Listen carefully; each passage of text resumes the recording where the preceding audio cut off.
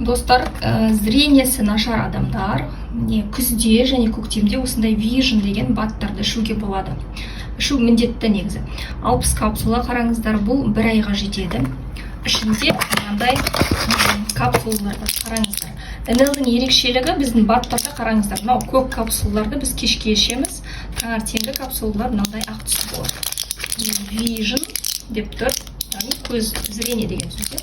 Енді қараңыздар, таңғы капсула, ақ түсті капсулалар, бұл не үшін ішу керек, неге бөлінеді екіге, таңертең және кешке деп. Таңғы капсулалар бізді күнге, светке адаптироваться етуге көмектеседі, ультрафүлгін сәулелерінен қорғайды, және де оның құрамында B1, B2, B6 деген витаминдер бар.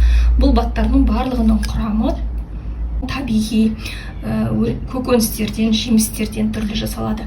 Ал кешкі капсулалар көздің демалуына, тыныштануында, яғни адамның организміне байланысты не қажет адамға кешке қарай. Яғни көздің внутри глазное давление дейді ғой, соны түсіреді, көзді тыныштандырады. Және де бұның құрамында міне мынандай витаминдері бәрі жазылып тұрады, қараңыздар.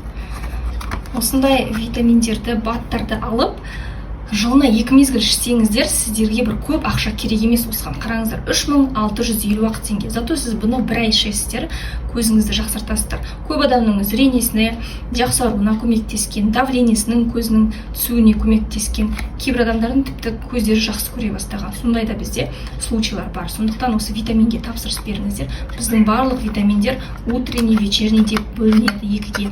Ол тектен тек емес, ол адамның организміне байланысты. Таңертең адамның организміне қандай витаминдер қажет, мысалы, сол витаминдер таңғы капсулада болады. Ал кешке адамның организміне не керек, именно сол нәрсе кешкі капсулада болады. Сондықтан ешқандай компанияда мен көрген емеспін, тек қана біздің компанияда бар. Сондықтан осындай организміңізге пайдалы, қажет баттарды, витаминдерді алып ішіп отырыңыздар.